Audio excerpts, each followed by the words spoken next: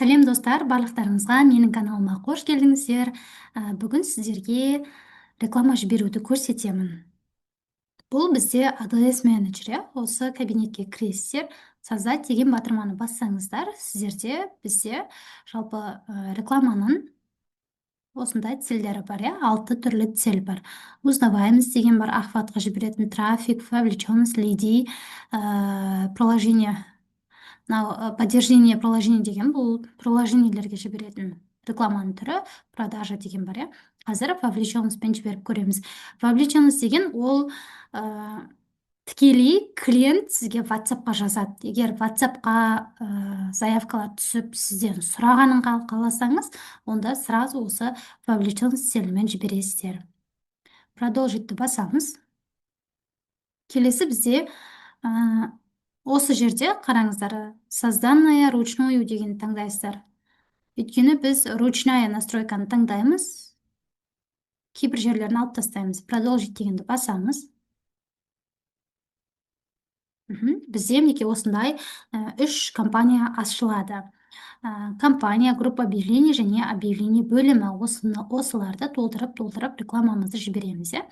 Мына жерге мысалы атауын жазасыздар компанияның, я болмаса күнін жазып қойсаңыздар болады. Қай күні жіберіп жатырсыздар? 13-12 ай. Мысалы біз Ташкент турға жібереміз. Ташкент тур деп жазамыз. Енді төмен қарай түсеміз. Мына жерде бюджет деп тұр. Бюджет компания, бюджет группы объявлений деп тұр. Біз компания деген таңдаймыз да, осы жерде бюджетті қоямыз. $30 деп тұр.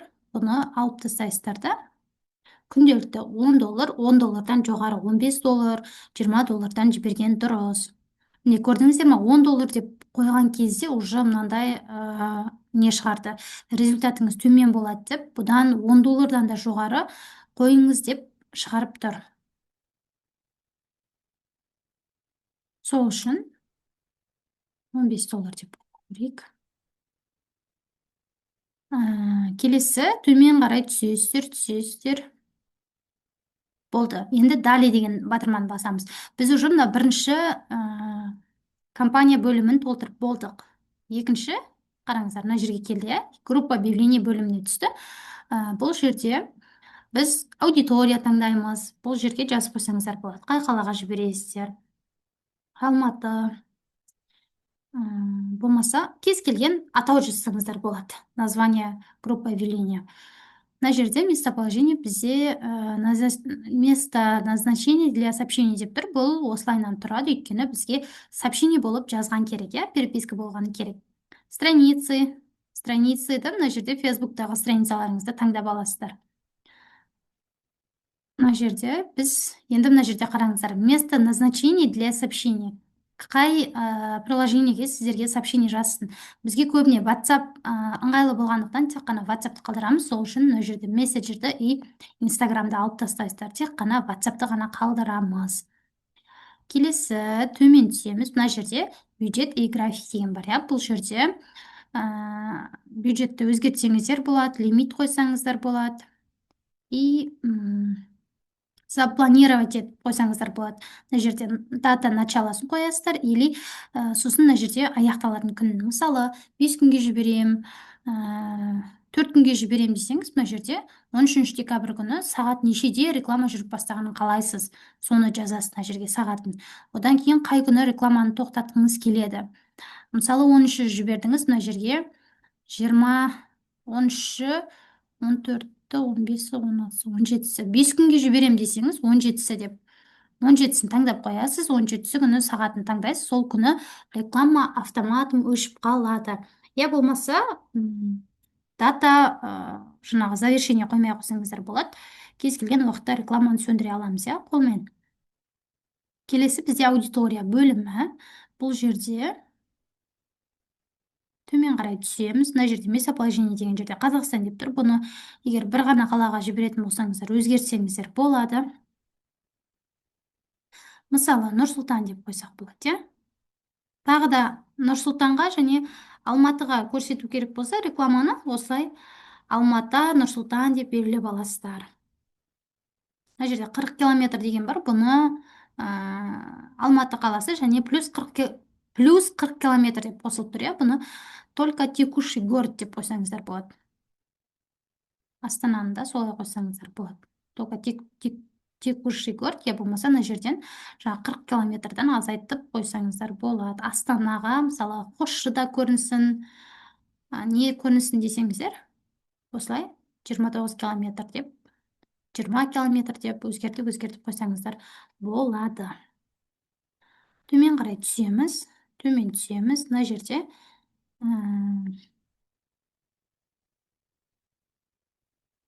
показать настройки дегенді басасыздар. Қазір Фейсбукта обновление болып жатыр, иә. Бұрынғы ескі Фейсбуктарда әртүрлі тұруы мүмкін. Жаңа Фейсбуктарда осылай мен показать настройки бөлімі жасырын тұр. Показать настройки дегенді бассаңыз, сізде міне толық ашылады настройка бөлімі.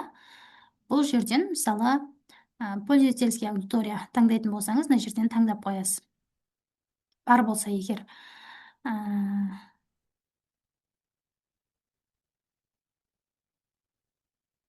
Мына жерде енді настройка жасын таңдайсыздар. Возраст 18 жас пен 65 жас аралығы, иә. Бұл широкий аудитория деп аталады. Ал егер сіздің кәсібіңіз белгілі бір жаңағы не болса, киім болса, я болмаса бір жас адамдар керек емес, тек қана менің аудиториям үлкен кісілер дейтін болсаңыздар, осы жерден жасын таңдап аласыздар. Мысалы Ташкент турға бізге 18 жас, 19 жас деген керек емес, иә. Сол себепті біз 25 жастан бастап таңдаймыз.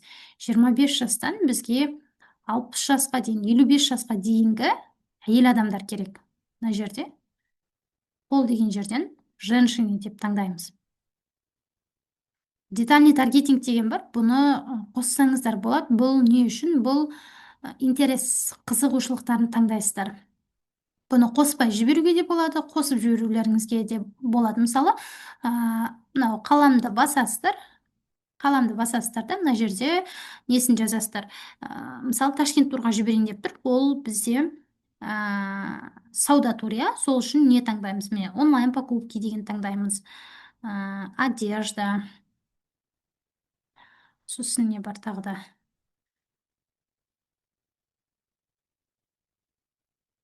Женские сумки. Кімдерге көрінеді? Мысалы, именно женский сумка іздеп жүрген адамдарға, сауда жасағысы келіп жүрген адамдарға көріну үшін, иә. Бізде енді бизнеспен айналысқысы келетіндерге осы Ташкент тур реклама сұрап келді, иә, бізде. Міне, малый бизнес, домашний бизнес дегендерді таңдасаңыздар болады.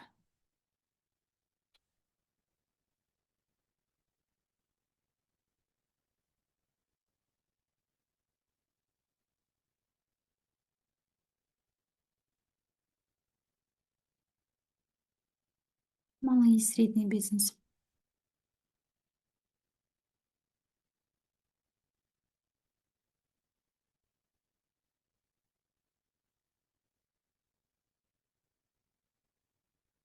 Болды, таңдадық. Міне, аудиториямызды таңдап алдық, қараңыздар.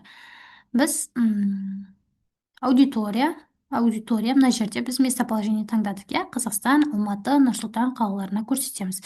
Минимальный возраст 18 деп тұрады. Бұны өзгертсеңіздер де болады. Минимальный возраст бұл. Одан кейін, міне, аудиторияны создавать еттік. Бізде 25 жас пен 55 жас аралығындағы әйел адамдарға көрсетеміз. Және қызығушылықтары үлкен және кіші бизнеспен айналысатындар, одежда, киім сатқысы келетіндер, жаңағы онлайн шопинг жасағысы келетіндер таңдап алдық, иә. Енді место размещения деген жер бар. Бұл жерде қараңыздар, осылайынан көрінбей тұрады, бірақ біз мынау астыңғы жағындағы место размещения деген үстін бастақ, редактировать деген көрінеді.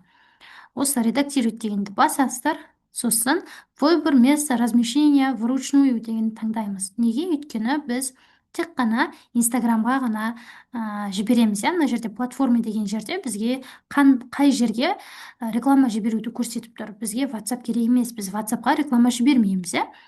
Біздің рекламамыз Фейсбукта да көрінбей ақ қойсын. Мынау жерде де көрінбейді. Сонда біздің инстаграмымыз тек қана инстаграмға ғана рекламамызды көрсетеміз, инстаграмдағы аудиторияға. Иә, мына жерде өзі автоматом таңдалып тұрады, лентаға шығады, міне лента профилға шығады, рилсқа шығады, интересныйға шығады. Осылайынан таңдалып тұр. Келесі, енді біз осы жерден кейін далені басып үшінші бөлімге өтеміз. Бұл жерде креативті жазып қойсаңыздар болады. Мысалы, Ташкент тур видео жіберетін болсаңыздар, видео деп жазасыздар, иә.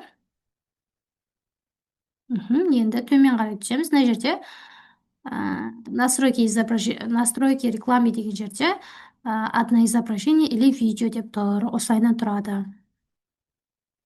Енді мына рекламный креативі деген жерге келесіздер. Осы жерден мынаны настроить креатив деген үстін басамыз.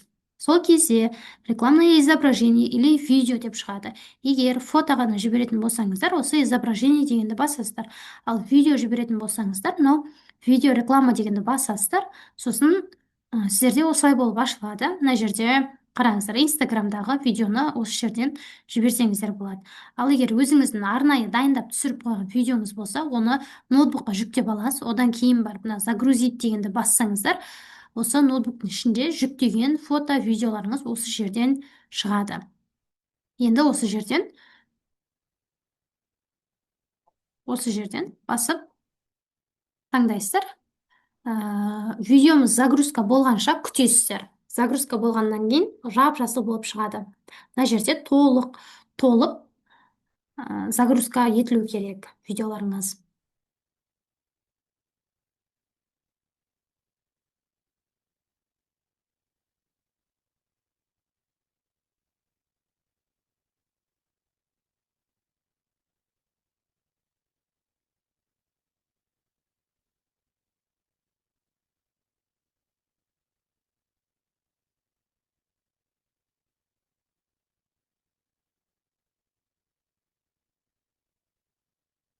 Загрузка етіліп жатыр. Күтесіздер, до конца загрузка етілгенше, жап-жасыл болып шыққанша күтесіздер. Мына барлығы, айналып жатқанның барлығы тоқтап, загрузить етіледі. Міне, загрузка видео, вашего видео деп осылай жасыл болып, мынандай галочка болып шығады. Мына жерде X-ті басамыз да, енді осы видеоны дали деп басасыздар. Осылайынан шығады. Бұл жерде пропустить и продолжить дегенді басасыздар. Келесі осылай болып шығады. Видеоларыңыздың размері, бұл жерде ештеңе баспайсыздар. Бұл исходный дегенде тұрады. Ештеңені өзгертпеңіздер. Дали деп басамыз. Мына жерде енді основной текст деген жер бар. Бұл жерге видеоның астында шығып тұратын сөз. Осы жерге жазып қойсаңыздар болады. Мысалы, Ташкент сауда туры.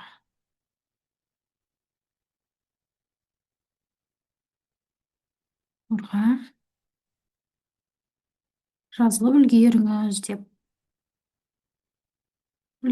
деп жазсаңыз болады. Я болмаса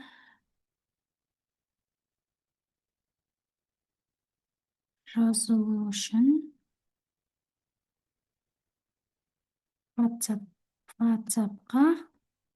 WhatsApp-қа жазыңыз. Жазыңыз деп осылай қойып қойсаңыз болады. Мына жерде смайликтер шығады, бізге осы жерден смайлик қойсаңыз да болады. Одан кейін мына жерде заголовок деген жерде напишите нам дегенді алып тастаңыздар. Өйткені видеоның үстінде напишите нам деп шығып қалады. Бұл бізге керек емес. Келесі, мынау please к действию деген, бұл отправить сообщение в WhatsApp деп тұр, иә? Біз соны таңдап тұрмыз. Мына жерден өздеріңіз өзгертсеңіздер болады. Мысалы, подробное деп қойып, видеода егер подробное батырмасын басып, WhatsApp-қа өтіңіз деп айтсаңыз, сондай сөздер айтылса, нақты ақпарат алу үшін подробное батырмасын басыңыз деп айтатын болсаңыз, онда осы подробное дегенді басып қоясыз. Біз қазір WhatsApp дегенді басамыз. Отправить сообщение в WhatsApp деп видеоның астында шығып тұрады. Далее дегенді басамыз. мына жерде келесі готово дегенді басасыздар. Енді видеомыз загрузить етілгенше күтеміз. Мына жерде не жүріп жатыр, иә?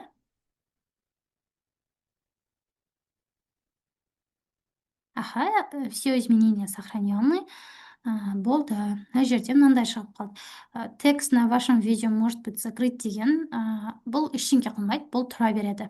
Просто видеоның үстін текст жауып қалуы мүмкін деп айтып жатыр. Мына отправить сообщение деген текст жауып қалуы мүмкін деп.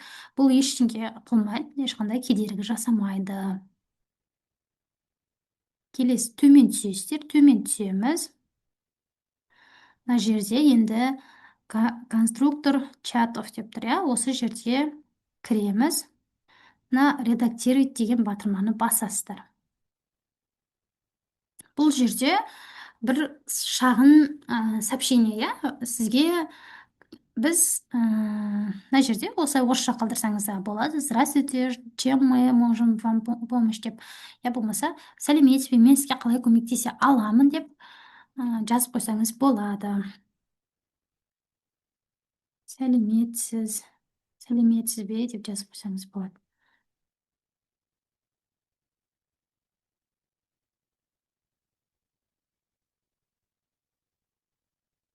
Сәлеметсіз бе. Осылайынан жазып қойсаңыздар болады. Келесі бізде заранее подготовка сообщений деген бар. Бұл жерде сізге былайынан жазып қойсаңыз болады. Клиент не деп келген қалайсыз? Мысалы, толық ақпарат алғым келеді. Ақпарат алғым келеді.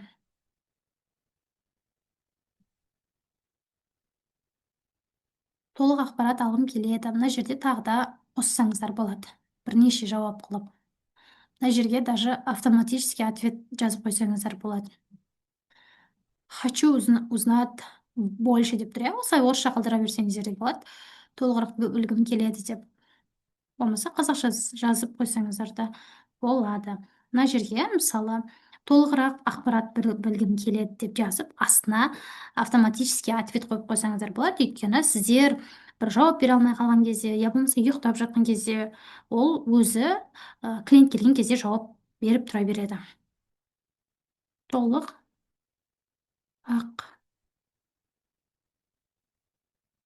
ақпарат білгім келеді. Иә? Толық ақпарат білгім келеді. Мына жерге толық ақпаратты жазып қоясыз. Ташкент тур, бір күн болады деген сияқты бағасын, толық жаңағы несін, информациясын, ішіне не кіреді, барлығын жазып қойсаңыздар болады осы жерге. Сосын сохранить дегенді міндетті түрде сохранить етесіздер. Сол кезде жаңағы жазғанымыздың барлығы сохранить етіледі. Енді мына жерде бір тексеріп аласыздар. Креативтеріңізді, видеоларыңызды бір тексеріп аласыздар. Міне, рилсқа қалай шығады, мына жерде избранный неге лентаға қалай шығады. Соны көріп аласыздар, иә? Одан кейін барып рекламаларыңызды мына жерден опубликовать етпейсіздер. Міндетті түрде мына жаққа Ташкент тур деген мынау ең бірінші компания бөліміне барып, осы жерден опубликовать деген батырма шығады сіздерде негізі. Менде қазір шықпай тұр. Менде бір ғана креатив болғаннан кейін мына жерден опубликовать деп тұр. Яғни бір ғана креатив жіберетін болсаңыздар, бір ғана видеоны жіберетін болсаңыздар, осы жерден опубликовать етесіздер. Ал мына жерден 2-3 видео тағы да қосып жіберетін болсаңыздар, ол кезде мына компания деген бөлімнен опубликовать етесіздер. Сіздерге барлығы түсінікті болды деген ойдамын. Маған түсінбеген сұрақтарыңыз болса жазсаңыздар болады. Және $1 мен 10 рекламаға дейін жіберуді келесі видеомда салатын боламын. Сол үшін менің каналыма тіркеліп, лайк басып қойыңыздар. Келесі сабақта осы тек қана бір видео емес, 2-3 видеоны, 4 видеоны қалай жібереміз, сол туралы видео салатын боламын. Сол үшін қоңыраушаны басып тіркеліп қойыңыздар.